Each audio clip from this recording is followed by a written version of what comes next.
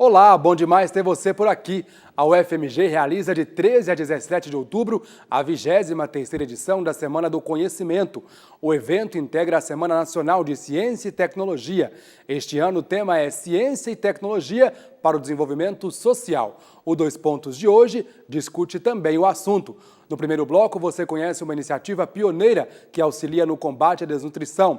No segundo bloco, você descobre como a UFMG tem se esforçado para que as tecnologias criadas na universidade transformem a sociedade. E no terceiro bloco, vamos saber mais sobre a Semana do Conhecimento.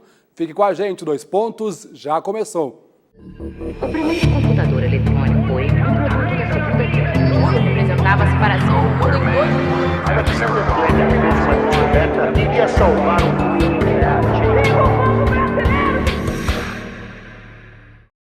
Nós começamos o programa de hoje conhecendo um pouco mais sobre o Pão Forte, a primeira tecnologia patenteada pela UFMG.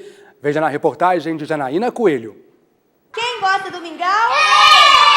O mingau é a primeira refeição de muitas crianças desta creche em Contagem. Segundo a direção da unidade, a mistura contribui para a qualidade nutricional dos pequenos. Acontece às vezes chegar correndo risco de vida, né? Crianças abaixo do peso. Então esse pão forte ele faz justamente incrementar, porque além do almoço e jantar que eles têm, o pão forte, como é uma farinha enriquecida, ela faz um grande componente para esse tipo de trabalho. A mistura é enriquecida com fubá, farinha de trigo, açúcar, óleo de soja, arroz, soja, vitaminas e sabor é a base da patente mais antiga da UFMG, que em 2014 completa 25 anos. Eu trabalhava na época em imunologia, a molécula. Mas me interessei em saber o conjunto da molécula, como é que se comporta. O conjunto é o ser humano todo. Aí queria comparar a imunologia do conjunto da criança antes de renutrir e depois de renutrir. E para isso é necessário ter algum alimento. O alimento imaginado foi o pão forte. E para o professor, as invenções devem sempre buscar o progresso, mas sem se esquecer do lado social. Ficou que a universidade pode trabalhar com atenção à educação transformando-se em inovação. E é fácil, desde que o professor não diga minha sala de aula, meu aluno, meu livro, minha prova, minha disciplina. Ele deve se incorporar num conjunto que é a universidade. A universidade em prol do país. Neste primeiro bloco, nós recebemos Munir Chamoni. Munir é professor aposentado do Instituto de Ciências Biológicas da UFMG. Ele é responsável pela criação da mais antiga tecnologia patenteada da universidade. Chamoni criou o Pão Forte, um composto alimentar que ajuda no combate à desnutrição. Bom, nós convidamos, ele aceitou o nosso convite. Muito obrigado, viu, professor, pela sua presença aqui no Dois Pontos. Grande prazer recebê-lo, viu? O prazer é meu estar de volta à minha casa, de uns 30 e poucos anos. Ok, obrigado, professor. Bom, vamos falar um pouquinho sobre a origem do Pão Forte. É uma patente que já tem 25 anos, muitos estudantes já conhecem, algumas pessoas aqui da universidade já conhecem essa tecnologia do senhor, outras não. Então vamos começar explicando a origem do Pão Forte, como é que ele foi criado, por que ele foi criado. Na realidade, não tinha intenção de criar o pão forte. Ele surgiu de um processo, foi lento. Por exemplo, em 1982, ele estava num projeto de extensão com 2 alunas e alguns alunos de medicina. Quando apareceu uma criança desnutrida, o aluno levantou surpresa e perguntou, isso tem no Brasil? Daí eu vi que estava no caminho certo. Inauguramos um ambulatório para desnutrido em Contagem. No primeiro mês apareceram 2. No segundo mês a agenda estava cheia. Isso não era vantagem, era uma desvantagem, uma vergonha. E isso aí foi pensando em produzir alguma coisa. Aqui no ano de 1989, surgiu uma ideia. Deveria ser um alimento que contivesse tudo. E a família de uma vez só engolisse tudo.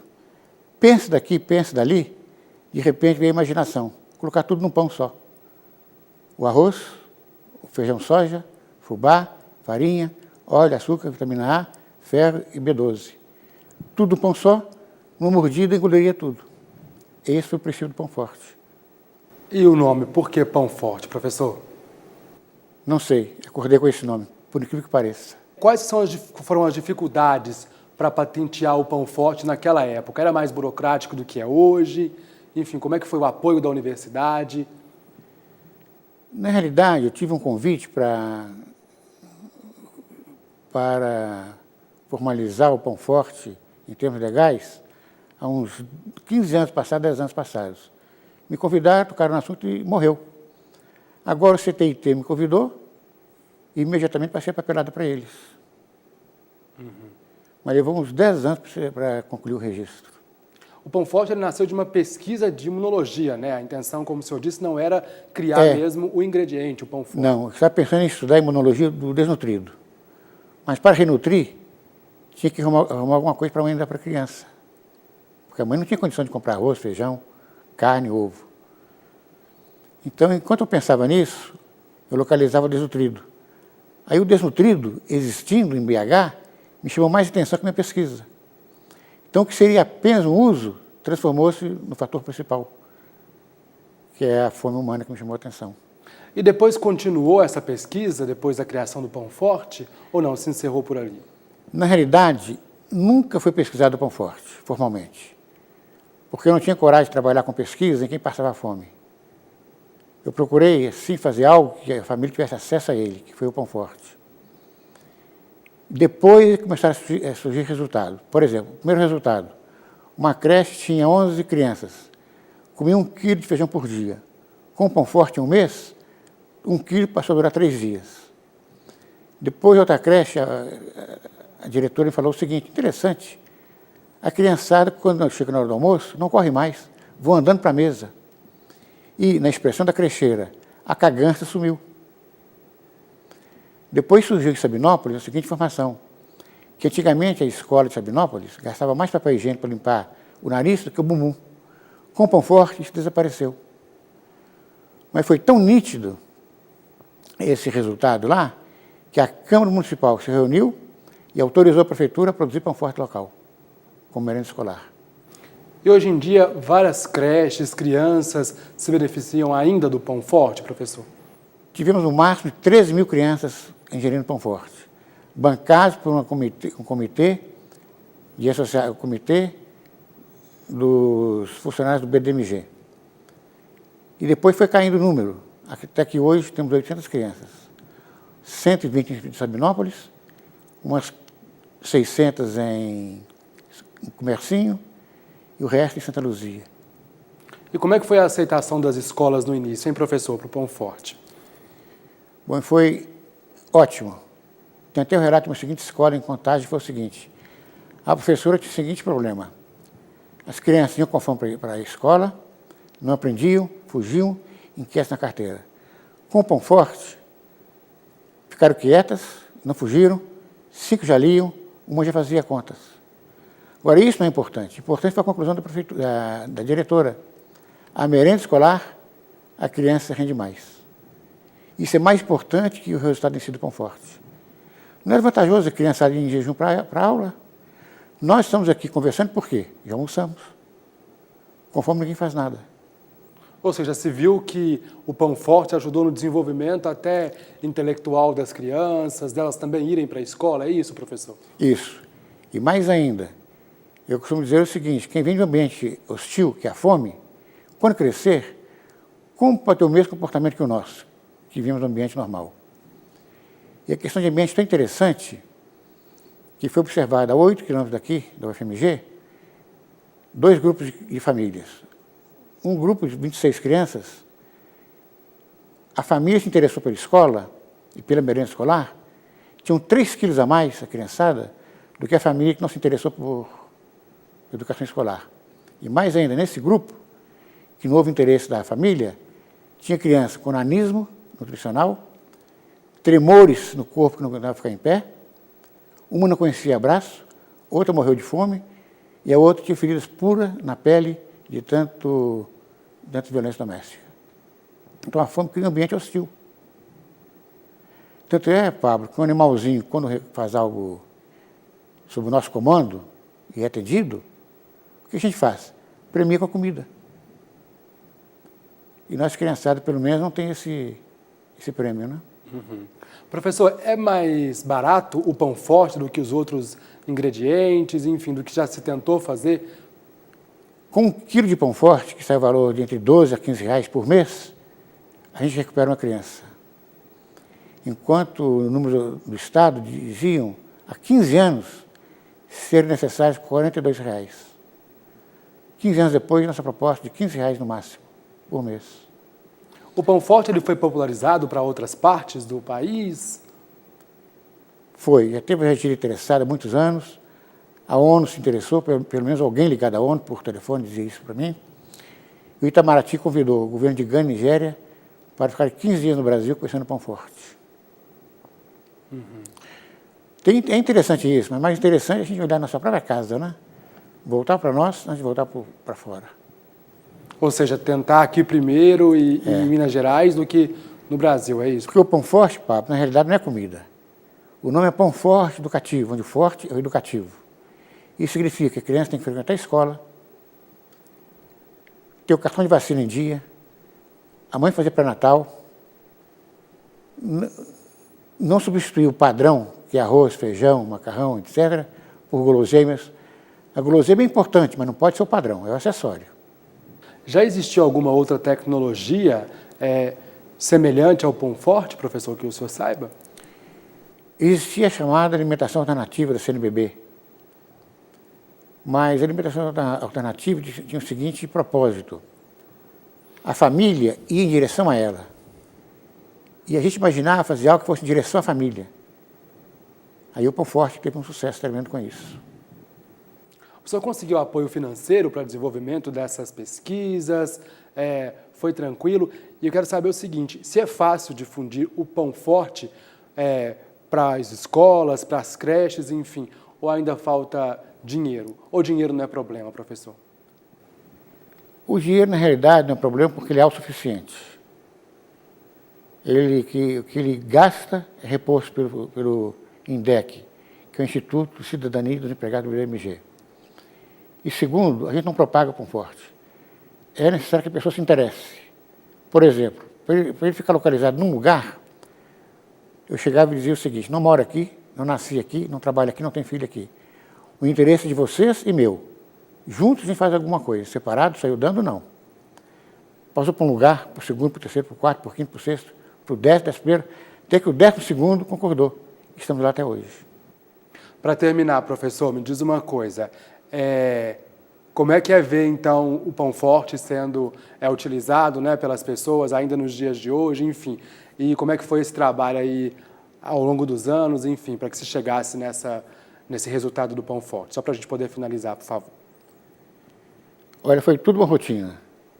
Era produzir o pão forte e encaminhar para o local. E ele se divide em 4 itens. O custo é bancado pelo INDEC, do BDMG. Eu sou responsável pela qualidade técnica. Uma da comunidade, que é a Sônia, que monta toda a infraestrutura, e eu que apareço aqui no lugar dela. E alguém do local que recebe pão forte e responsabilizar por ele. Saber que o forte do pão forte não é o pão, é o educativo. E é toda uma equipe, né, então, professor, como o senhor disse, né? É uma equipe, sem burocracia nenhuma. Ok, professor, muito obrigado, viu, por sua presença aqui no 2 Pontos. Parabéns pela iniciativa, pela carreira, enfim, ficamos muito felizes de se ouvir aqui com a gente. E eu que agradeço por essa oportunidade. Obrigado, professor. Bom, daqui a pouco a gente volta a falar mais sobre a Semana do Conhecimento 2014 aqui na UFMG. No segundo bloco, vamos conversar com a Juliana Crepaldi, que é a coordenadora do CTIT, o Centro de Transferência e Inovação Tecnológica da Universidade. Até já!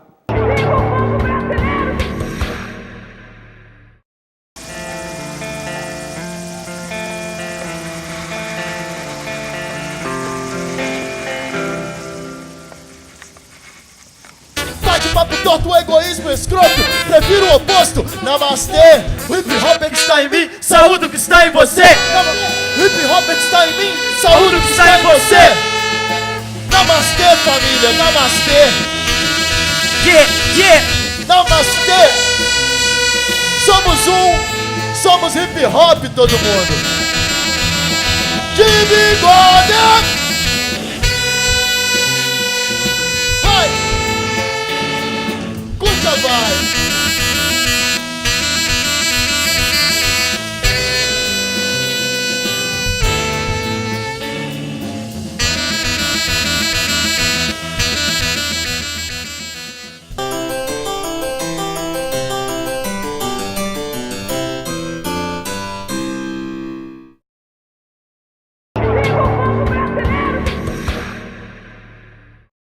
Nós estamos de volta e neste bloco recebendo Juliana Crepaldi, coordenadora-geral da CTIT. Juliana, que já é de casa, né? Mais uma vez aqui, muito obrigado, viu, pela presença no Dois Pontos, Juliana. É um prazer voltar ao programa. Bom, a gente está falando hoje, então, sobre tecnologia, serviço do desenvolvimento social. Sim. O que parte dos especialistas consideram por tecnologia a serviço do desenvolvimento social, Juliana?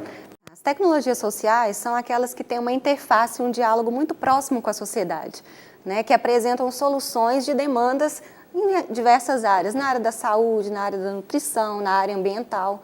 Né? A tecnologia, quando a gente pensa em tecnologia, vem primeiro uma ideia muito complexa, né, de que tem que ser um processo necessariamente que passe por um pedido de patente, mas não. Né? Qualquer tecnologia que tenha essa capacidade de transformar, né, de trazer um impacto positivo na sociedade, é considerada uma tecnologia social. E qual que é o papel que uma universidade tem nessa área, Juliana? É um papel importantíssimo, né? Principalmente se a gente pensa no contexto brasileiro, em que as pesquisas estão concentradas nas universidades e nos centros de pesquisas. Então, essa interface, entender as demandas da sociedade, provocar, né, desenvolvimento de novas soluções para atender essas demandas, a responsabilidade que ela está intrínseca, né, à universidade, não só o papel social de formar pessoas, né, que é a vocação principal da universidade, formação de recursos humanos, mas também de propor soluções para beneficiar, né, a sociedade e melhorar a qualidade de vida das pessoas. E como tem sido o desempenho da UFMG nessa área? A UFMG tem diversos projetos, né, na área social. Eu posso citar o projeto Manuelzão, o projeto do Vale do Jequitinhonha. Do ponto de vista tecnológico, que é a parte que o Centro de Transferência e Inovação cuida, né, a CTIT cuida dessa área, nós temos alguns resultados sim nessa área, mas o objetivo é que a gente tenha mais esforços para incrementar, né, essas soluções. Então, a gente tem um caso que foi citado aqui no primeiro bloco, né, do professor Munir, e a ideia de homenageá-lo agora na Semana do Conhecimento é realmente para reforçar o papel da UFMG nesse sentido, né, de que a UFMG tem essa missão também de trazer, né, esses resultados. E a gente tem em áreas diversas, né? Eu posso falar, por exemplo, na área ambiental, a gente tem uma tradição muito grande em pesquisar tecnologias que vão melhorar, né, a qualidade, né, nessa área ambiental. E como a gente sabe que tem projetos, muita pesquisa acontecendo na universidade nesse sentido, é uma orientação hoje da atual reitoria, da atual gestão, de que a gente incremente, que a gente conheça mais as nossas potencialidades do ponto de vista agora tecnológico, que é realmente trazer a solução. Trazer um novo produto, um novo processo, né, uma nova solução e do ponto de vista tecnológico, porque certamente do ponto de vista de pesquisa, né, de outros esforços, a universidade já tem isso muito bem consolidado. Então, existe essa orientação da gente entender melhor, né, o que a universidade tem, nesse sentido, em termos de tecnologias sociais, para que a gente, então, se esforce em conseguir disponibilizar esses resultados para a sociedade. E qual que é o papel da CTIT nesse esforço de trazer essa tecnologia e de disseminar, principalmente entre os professores, estudantes, essa tecnologia social? Sim, a CTIT, como núcleo de inovação, ela cuida da propriedade intelectual que é gerada aqui.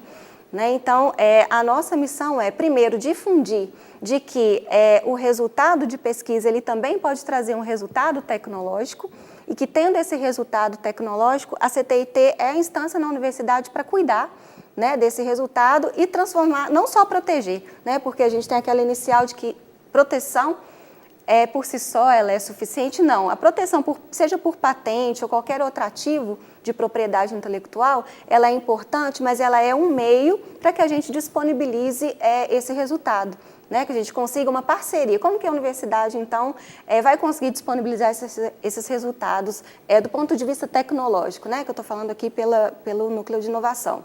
É conseguir identificar parceiros, seja do setor industrial, até mesmo do setor público, que consigam acessar essa tecnologia, aprimorar essa tecnologia e transformar essa tecnologia em soluções, né, reais que vão trazer, então, impactos para a sociedade. O nosso papel, então, né, assim, resumindo, é esse. Primeiro, entender, mapear essas competências, fazer a proteção adequada dessas competências, dessas tecnologias e também buscar parcerias para que a gente consiga viabilizar a exploração, né, e a distribuição dessas tecnologias. E no que o processo de patentes de uma tecnologia social difere da tecnologia convencional ou não? É semelhante? É bem semelhante, né? A forma de proteção, a gente tem uma legislação que cuida, né, de como é feito um pedido de patente.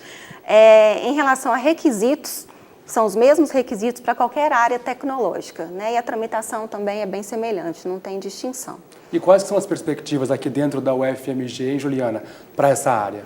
Como eu disse, tem já uma orientação muito clara, né, do novo reitorado de que a gente precisa investir, incrementar. Nós já temos algumas ações concretas. Por exemplo, a universidade ela tem 2 casos de licenciamento e agora a gente vai concluir o 3º caso na próxima semana, quando a gente fizer esse evento de homenagem à tecnologia do Pão Forte, que é licenciar tecnologias sem ônus. Então, tem 2 casos na área de doenças negligenciadas que a universidade licenciou. Ela fez a proteção e é bem interessante a gente citar esses casos, porque muitas vezes há uma resistência de pensar que a proteção intelectual, o pedido de patente, por exemplo, ele restringe o acesso, né, das tecnologias, porque você cria uma exclusividade quando você faz um pedido de patente. E existe uma restrição de que quando é feita a proteção, que isso poderia impedir terceiros de utilizar aquela tecnologia. E tanto no caso do Pão Forte, quanto nesses casos que a gente fez o licenciamento sem ônus, a universidade buscou entender aquela tecnologia, protegeu aquela tecnologia justamente para permitir a distribuição. O que eu quero dizer com isso? Quando a gente faz o pedido de patente, a gente impede que um terceiro venha e faça a proteção daquela tecnologia e impeça a comercialização e a distribuição. Então, nesses casos, a gente fez para permitir a distribuição gratuita. Então, mostra, né, que a propriedade intelectual tem essas facetas, que uma delas é, inclusive, permitir que o proprietário daquela tecnologia autorize uma distribuição gratuita. Esses outros 2 casos que eu citei, na área, como eu disse, de doença negligenciada. Um foi feito para a Fiocruz, que é um gel de paromomicina gel para tratar lesões cutâneas de leishmaniose. E, recentemente, a gente fez também para a FUNED, que é um kit de diagnóstico também na área de leishmaniose. Né? Então, são tecnologias sociais, porque elas atendem questões da área de saúde, né? E a universidade entendendo a importância de distribuir isso, dar acesso, né, a essa solução para a sociedade, a gente fez a distribuição, o licenciamento dessa forma. Queria que você falasse um pouquinho sobre a patente do Pão Forte, né, que a gente conversou no primeiro bloco com o professor Munir. A importância para a CTIT e também para a universidade, mas também para a sociedade, Juliana. Sim, é um caso que a gente está super feliz, né, de homenagear. A equipe da CTIT como um todo está super mobilizada, né, para esse evento, porque ele é realmente é super interessante porque foi a primeira patente da UFMG. Né, eu acho que isso ilustra bem que a universidade está nessa missão, ela tem essa missão, né, de contribuir na área de tecnologia social. Ela foi a primeira patente pensada já, né, nessa área de atender a questão da nutrição e ela vai servir de exemplo. Esse momento agora para a gente ele é muito importante e principalmente porque ele acontece dentro da Semana do Conhecimento, porque ele mostra realmente essa orientação da universidade em incrementar, né, ações nesse sentido da tecnologia social. O professor Munir, ele foi o pioneiro, né, um dos pioneiros, se a gente pensar que uma patente já de mais de 20 anos, foi uma dos primeiros pesquisadores que tiveram a iniciativa, né, de fazer a proteção intelectual em um contexto em que essas ações não eram comuns. Eu fico imaginando, né, que deve ser muito mais burocrático, ou era muito mais burocrático do que hoje, né? Muito mais, e em termos não só da UFMG, em termos do Brasil mesmo, né? Essa questão da inovação, da propriedade intelectual, das interações universidade-empresa, elas são muito novas, né? Do ponto de vista geral, a gente pensar, a legislação é muito recente, ela é de 2004. Então, ele pensou lá atrás, né, numa solução que salvou várias vidas, né, uma solução importantíssima, tem um impacto muito importante na sociedade, e ele teve, naquela época, naquele contexto, a iniciativa de procurar proteção intelectual. do que ele tinha desenvolvido, né? Então, ele hoje para a gente é um exemplo, né, que certamente a gente vai divulgar muito para incentivar esses esforços que eu falei para vocês, que é uma orientação hoje da nova gestão. Para terminar, a CTT vai participar da Semana do Conhecimento, Vamos né? participar da Semana do Conhecimento com várias ações, tem uma programação muito rica na área de empreendedorismo e acontece como evento principal a homenagem, né, ao professor Munir e a equipe dele. Juliana, muito obrigado, viu, por sua presença aqui no nosso programa mais uma vez. Eu agradeço mais uma vez. Ok. Bom, daqui a pouco a gente volta a falar sobre a Semana do Conhecimento 2014 na UFMG. É daqui a pouquinho. Até já.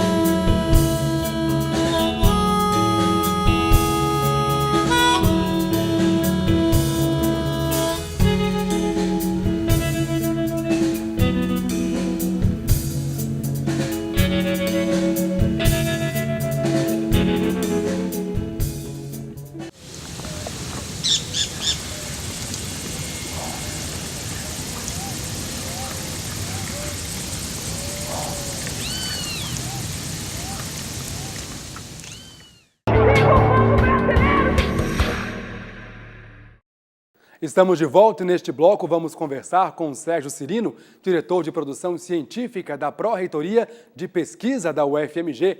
O professor é um dos responsáveis pela Semana do Conhecimento 2014. Bom, nós convidamos e ele aceitou o nosso convite. Obrigado, viu, professor, pela presença aqui no Dois Pontos. Obrigado, é um prazer estar aqui. Bom, a semana chega à 23ª edição e dessa vez chama Semana do Conhecimento. Não tem mais Semana do Conhecimento e Cultura. Por quê, professor?